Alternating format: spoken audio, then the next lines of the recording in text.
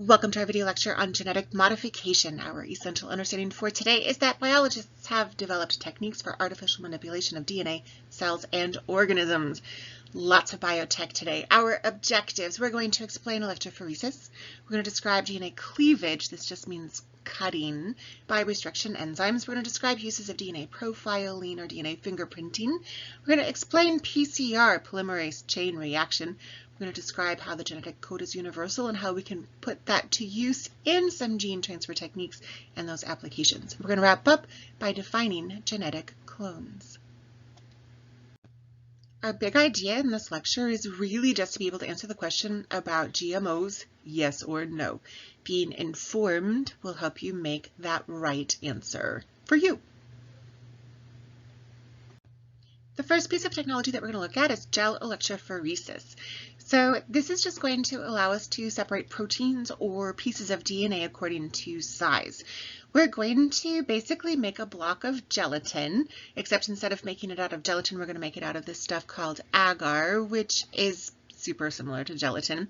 We're going to end up with a matrix of fibers, kind of look like this, and then we're going to put this block, this matrix of agar fibrous proteins into this box. We're going to submerge it into some buffer, which is basically salt water. We're going to power it up with some electricity.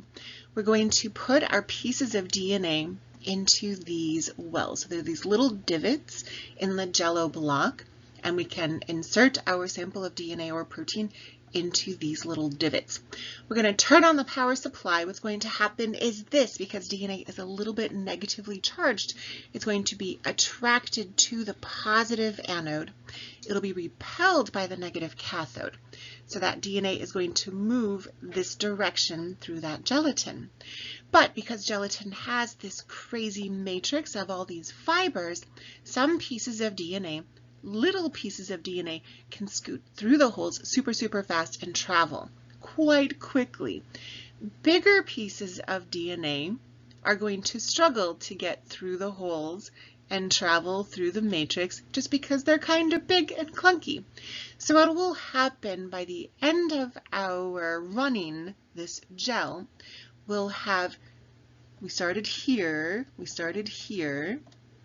we're going to end up with tiny little pieces able to travel quite far through the gel. So our little pieces will be further away. Our medium-sized pieces will be in the middle. Our big pieces of DNA or protein will not have been able to move very far, so they'll stay pretty close to the well. And then we'll have these patterns of pieces of DNA or proteins that allow us to make some conclusions. In order to get these fragments of DNA that we can put into our gel electrophoresis, we need to cut the DNA into those fragments, and we use restriction enzymes to make this happen.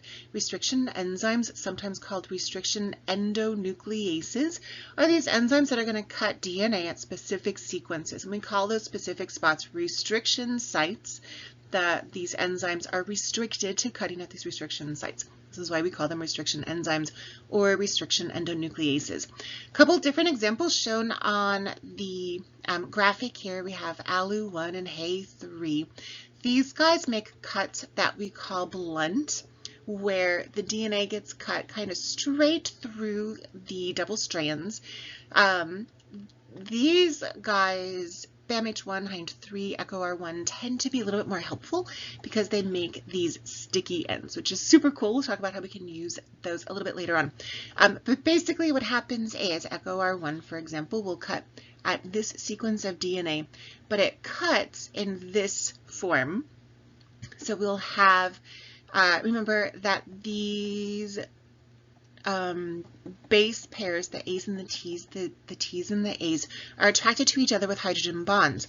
If I cut these guys away from each other, these TTAA and these AATT, they're not going to have anything hydrogen bonded to them, but they're going to have a little bit of a force of attraction looking for something to stick. And so we can cut different pieces of DNA with the same enzyme. They'll have the same sticky ends, and then those new pieces of DNA can snap together because they'll have these same sticky ends. So super, super great applications of these enzymes, especially these guys that make the sticky ends. Cool thing about these sites, these restriction sites, they are all going to be palindromes. So remember that palindromes are going to be the same frontwards and backwards. So notice for hind 3 here we have A, A, G, C, T, T. We also have A, A, G, C, T, T. So we've got these palindromes going on, which is pretty cool. And this is how these enzymes, restriction endonucleases, recognize the sequences that they cut. So let's practice a little bit. Let's say that we're using EcoR1 and I want to find some places where I can cut these 2 samples of DNA with this restriction endonuclease EcoR1. I'm looking to match up this sequence GAA-TTC, GAA-TTC. So let's scan, and here we go, GAA-TTC.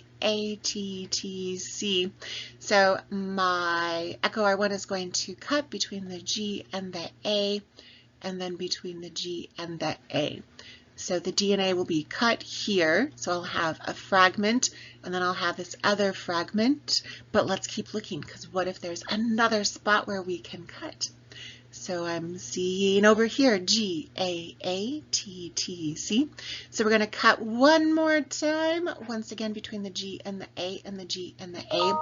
So now I have a third fragment. So this piece of DNA here is going to get cut into 3 fragments. So when I put it into my gel, plop it into the well, turn on the power, we should have 1, 2, 3 different bands or fragments in our gel electrophoresis. Let's look at the next guy. We're going to cut this one with the same EcoR1 enzyme. So I'm looking still for GAA-TTC. Here it is, GAA-TTC. So we're going to cut right here between the G's and the A's. I have 1 fragment. I have 2 fragments. Do I have another place where I can cut? This looks like almost a yes. If we look here, I see GAA, but instead of TT, I have ATC. So we are not going to cut in this spot. We're going to have only these 2 fragments. So when I plop this second guy into a well in the electrophoresis machine, we're going to have only 2 fragments, one pretty big and one pretty small. So then I can differentiate between these 2 DNA samples because the restriction enzymes will cut them differently. Sometimes before I can run my electrophoresis, I have to increase or amplify the quantity of DNA that I have in my sample. If we're working in forensics, if we're at a crime scene or we're doing a paternity test and we just have a small cheek swab, sometimes that small amount of DNA is going to be really hard for us to see in our electrophoresis machine. So PCR, polymerase chain reaction, is a way that we can amplify very small amounts of DNA into very large amounts of DNA. How this works, we're going to take a PCR tube. This is a tiny little test tube. We're going to put into it our DNA sample that we took either from the crime scene or a cheek swab. We're going to add some specific primers. So these are those RNA primers that primates would usually make. We're going to make them in a lab so that we have the primers that we want. These primers will attach to the DNA at the specific places that we want to copy so that we get lots of copies of those specific regions of the DNA. We're going to add in some free nucleotides, A's, T's, C's, and G's. These are going to have those extra phosphate groups on them, so we've got lots of energy used, or lots of energy available for Taq polymerase, here's our polymerase enzyme, to use to glue together those nucleotides complementary to our DNA sample after we start with those primers.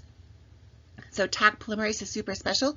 Taq stands for Thermus aquaticus, who loves to live in hot water. And Thermus aquaticus is a bacteria that that again lives in hot water.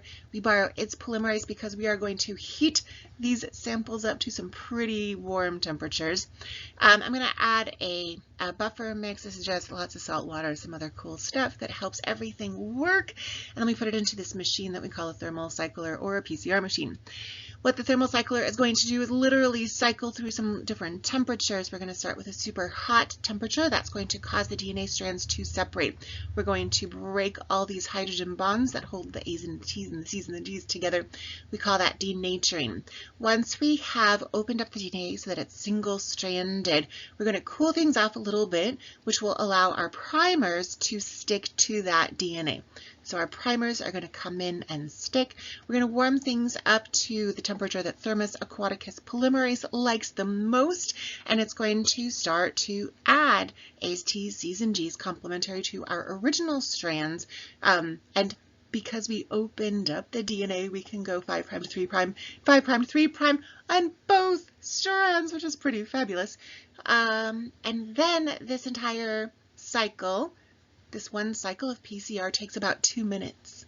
And then we can do it all over again, except now I have 2 copies of the DNA that can get denatured and annealed and extended. And then I'll have 4, and then I'll have 8 and 16 and powers of 2 for as many cycles of PCR as I want to run. So basically every 2 minutes, we can double the quantity of DNA in our sample, which allows us to run super cool tests like gel electrophoresis. We can then use that gel electrophoresis to carry out what we call DNA profiling, which is comparing fragments of DNA from different samples. So DNA profiling, sometimes we call it DNA fingerprinting. We're going to take different samples and then compare them. And if they have the same banding patterns, we can make some assumptions about some guilt or some parentage. So this example, I'm looking at DNA samples from a crime scene, and I've got 3 different potential suspects. We can match the fragments of DNA that were cut by our restriction endonucleases, our restriction enzymes, because these different banding patterns match crime scene to suspect number 2. I have some evidence that suspect number 2 was at the crime scene, and in conjunction with other evidence, we can confirm that perhaps suspect number 2 is our guilty person. What we usually use in DNA profiling is not just any random piece of DNA. If we used the gene for ATP synthase, we're going to all look the same because it's a highly conserved gene, not a lot of mutations there. So what we use for DNA profiling is what we call STRs, short tandem repeats. This is highly polymorphic. Remember that poly means many and morph means shape. So these STRs, these short tandem repeats, have lots of different variations in different people. So these 3 people, they have the same STR, the same short tandem repeat, AGAT, AGAT, AGAT, adenine, guanine, adenine, thymine, but they're going to have different numbers of repeats of that little chunk of DNA. So this guy has 7 repeats, this individual has 4, and this individual has 12. And so if I cut at each end of these repeats, I'll have lots of different fragment sizes, and so I can distinguish between our DNA samples. If I cut around several of those different AGAT repeats, then I have lots of different comparisons, and the more of these we have, the more similarities we can put together, the more solid our evidence. And again, short, because they're little, right? Only 4 nucleotides in this chunk of DNA. Tandem just means next to each other, so we're going to have AGAT, AGAT, AGAT, right? Just repeating next to each other and repeating because we have multiple copies. And again, this is highly polymorphic, which means that different people have different numbers of these repeats. Even though we have the same repeats, we have different numbers of those repeats. So, question from a previous IB exam: which sequence of DNA would be suitable in DNA profiling? We're looking for something that has repeats. We're looking for short tandem repeats. This ATTGC or CGTGA Oh, do we have a repeat here? AT? Nope, not the same. No repeats here. How about ATT, ATT, C? Not a C, not a repeat. How about here? I see ATT, ATT, CGT, GCA. Not a repeat. That's hopefully going to leave us with choice D.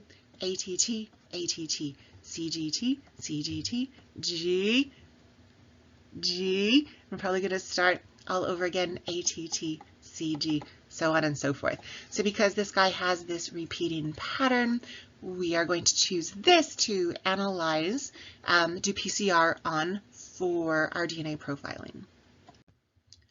So I mentioned paternity testing and crime scene analysis as a use of DNA profiling, but we can also set people free with DNA profiling. So the Innocence Network is a group that works to process DNA samples from crime scenes and is actually exonerating, releasing from prison people who were innocent and were wrongfully imprisoned. And so if you are a person who's interested in this chemistry, but you're nervous about putting people in jail, there's actually a way to get people out of jail by using DNA evidence to show that they were not at crime scenes and that they were wrongfully convicted.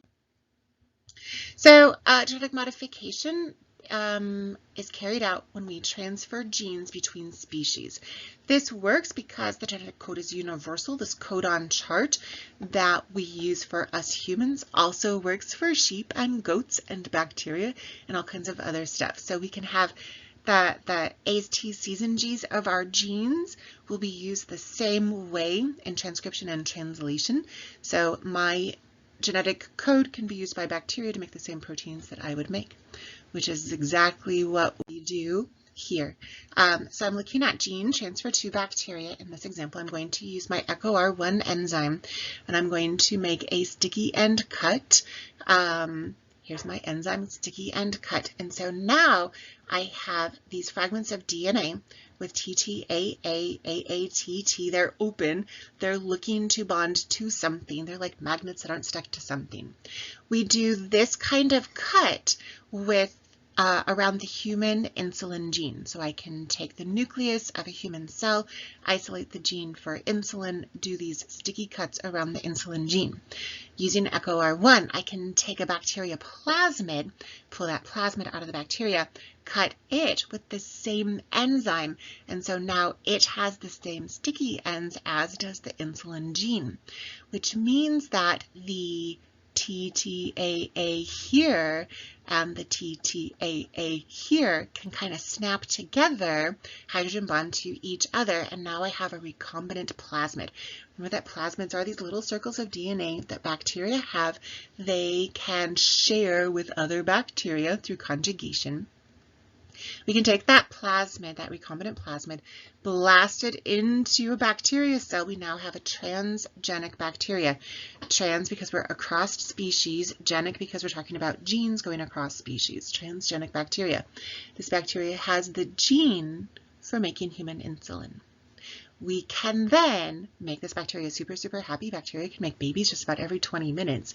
And so I can have this giant culture of bacteria that all have the gene for making human insulin. These bacteria will use the same codon chart that we use, and they'll use that human insulin gene to make human insulin protein. We can then extract that insulin from the bacteria and use it to treat people who have type 1 diabetes. This is way better than what we used to do. We used to extract insulin from pig and sheep and cow pancreases. We didn't get a whole lot of insulin from those mammals' pancreases, so we had to harvest a lot of animals. And then pig insulin, super similar to human, but not exactly the same, so it didn't work as well as it needed to. And some people had allergies. Some people have religious reasons to not use pig or cow products. So this is way better because it's coming from human genes. It's kind of magical. We can also transfer genes between animals. So let's say that I've got this lovely spider guy here. I extract some of its cells. I take from it the gene for making spider silk. I'm going to take goat A. This is kind of amazing. We're going to take goat A. I'm going to take from it one of its cells. We really like to use udder cells. So this is probably a cell from an udder of this goat. I'm going to take the nucleus out of this goat cell. So I have just the nucleus here. I'm going to smash this gene for spider silk into the nucleus of the goat. So now this gene, the spider silk gene, is in the goat's DNA. I'm then going to take this nucleus and I'm going to plop it into this cell. This cell is an egg cell that I extracted from this other goat. I take the nucleus out of the egg cell, so now I have what we call an anucleated egg. Kind of cool. Eggs have lots of cool stuff to help embryos start to grow. Take this nucleus out, put this nucleus with the spider silk gene in. So now I have this egg cell that's no longer an egg because it has a diploid nucleus and this DNA has spider silk genes. It's going to go through mitosis. It's going to differentiate from a zygote to a morula to an embryo to a fetus to a baby goat. This baby goat is going to be mostly a clone of this goat because most of its DNA is from this first goat A. But this baby goat is going to grow up to make milk that has spider silk in it because this goat here has the gene for making spider silk. We can then harvest the spider silk out of the milk and use it for all kinds of amazing applications. We call this somatic because we're using body cells. Nuclear because we're taking the nucleus out of that somatic cell transfer because we're transferring that somatic nucleus into an egg cell. Somatic nuclear transfer. So here's another application for transferring genes to other animals. Noodle on if this is ethical or not. So we can grow chimeric animals to be organ donors for us humans. So what if this human needs, let's say, a kidney? And so what we do is we take some of this human's cells, we take the nucleus out of those cells, we inject the human stem cells into the pig embryos. These guys are genetically modified to lack specific organs. These genes are going to lead to the formation of that human organ. So now this pig is growing a human kidney that is an exact match to this human that needs a kidney. We can then harvest these pigs for their kidneys and transplant them into this human that needs a kidney, and it'll be an exact genetic match since it came from this human. If you're thinking that's a crazy thing to do, I just wanted you to know that we actually do genetically modify cats to be glow-in-the-dark. Really, the glow-in-the-dark piece is just to make sure that the genes we're actually trying to transfer were successfully transferred, but then we also have glow-in-the-dark cats and other critters. So we can also transfer genes to crops. One of the most common GMO crops that we have right now are BT corn. So BT comes from Bacillus thuringiensis. This is a bacteria that makes a toxin that is bad for bugs. So we're going to take this gene for making the toxin, we're going to plug it into the corn. The corn now is making the toxin, and so when the bugs eat the corn, they die. This is good because I can grow more corn. I don't have a bunch of bug marks on my corn. I have big, healthy corn instead. I don't need to spray as many pesticides, so I have fewer pesticides on the food, fewer pesticides in the soil and in the water supply. This is good, but there might be some risks too, because what if the pollen from this BT corn blows over onto milkweed? Milkweed is a plant that monarch butterflies eat. So now we're killing off all the butterflies and some of the bees, and then our wildflowers don't get pollinated, and the world is very sad. So BT corn, good, but also bad. So again, it's all about being knowledgeable so that you can make decisions for you, so that you can make decisions as a voter. So benefits and risks of GMOs, especially GMO crops. So this one is focused mostly on GMO crops like BT corn. So some environmental benefits, we have less pesticide spraying. This is good. Some of the risks involved, we could have some resistant strains of bugs evolve. And so we have these toxins in our corn, but we still have bugs eating the corn. That pollen could pass to other plants like milkweed, and then the butterflies die, or it could get passed to weeds, and the weeds grow crazy out of control, and then good bugs like the butterflies or bees could die. And this is bad because then we have less pollination and also less butterflies. That's sad. Health-wise, we can grow more food for more people. This is good.